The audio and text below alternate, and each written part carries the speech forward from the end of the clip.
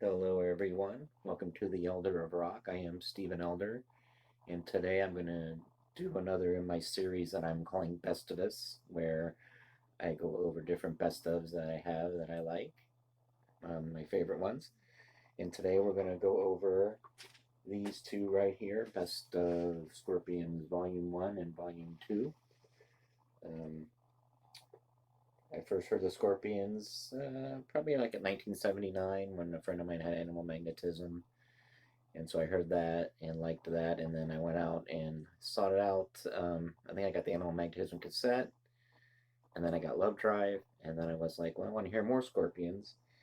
And then I ended up getting this album right here, Tokyo Tapes, which was their live album, which I thought since Kiss had a great live album, this would be good thing to have with the Scorpions.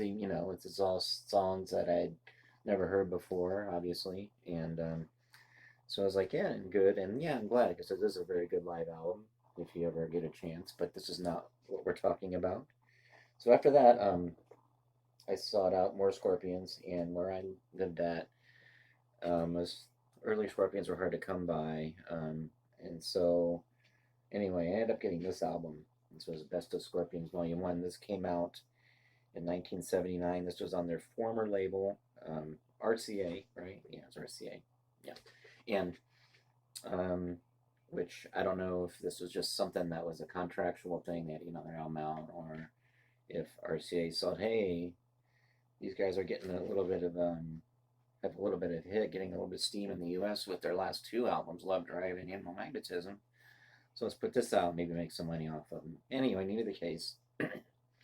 This album is so it takes the early Scorpions, Fly to the Rainbow, Entrance, Virgin Killer. It has Tokyo Tapes on here, even though there isn't anything from Tokyo Tapes on here, um, any live tracks. But what's weird is that there are Taken by Force tracks on here, but that album isn't listed. And so that is why for the longest time I didn't know there was an album called Taken by Force. Again, this was in 79, 80.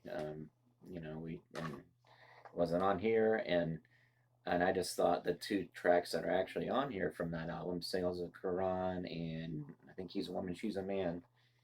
I just thought maybe those were new tracks that were lying around, unused tracks lying around. They just put on here.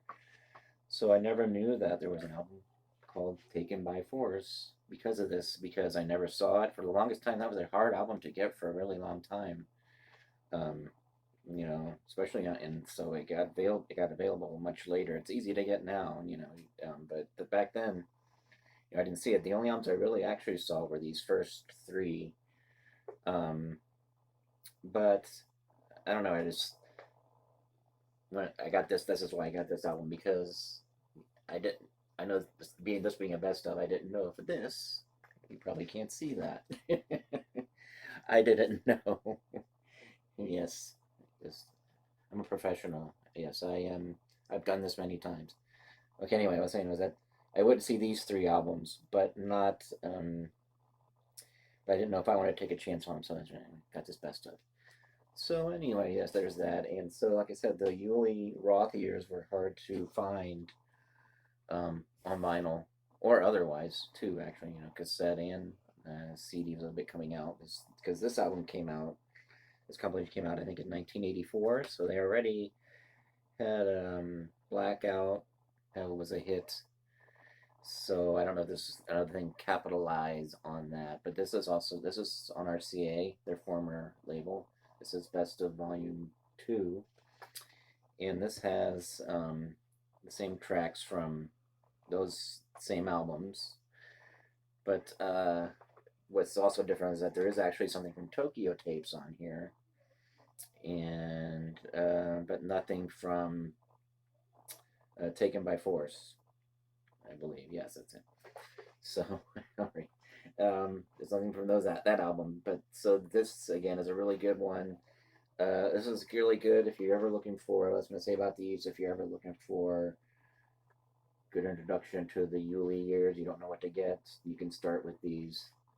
If you can find them, I think you can get them on eBay. I don't think they're actually out. There's actually released right now, but You can't get these on eBay. I just looked it up.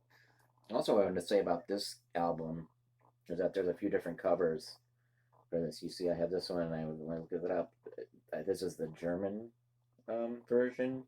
There is a U.S. version that is more censored, and then a Japanese version that is less censored, if that makes sense. But it's a pretty weird cover. I don't know if I really want to go into what it looks like. It's a scorpion, um, almost, almost this, but not, but a little bit weirder than where the scorpion's going. Okay, it's all about that. So anyway, but in short, I just wanted to actually say that these two are pretty cool compilations. I like these a lot. I still throw these on, listen to them. There's track listing right there because I forgot to say it before. I could probably, but there's track listing for that. There you go. Different musicians play on different tracks. Also, I wanted to say about these, also don't have anything from Lonesome Crow, obviously. And that's another one I didn't know existed for a while because it wasn't on these. And so I didn't know there was. And then later, of course, I on Tokyo Tapes, there is In Search of the Peace of Mind, which is on Lonesome Crow. And but that itself is a weird album. Anyway, so that's it. Uh, Best of Volume 1, Volume 2. All right, so thanks for listening. I hope you like this and my fumbling around. So there you go. Thanks. That's it. Bestivus. This Bestivus is now over. All right.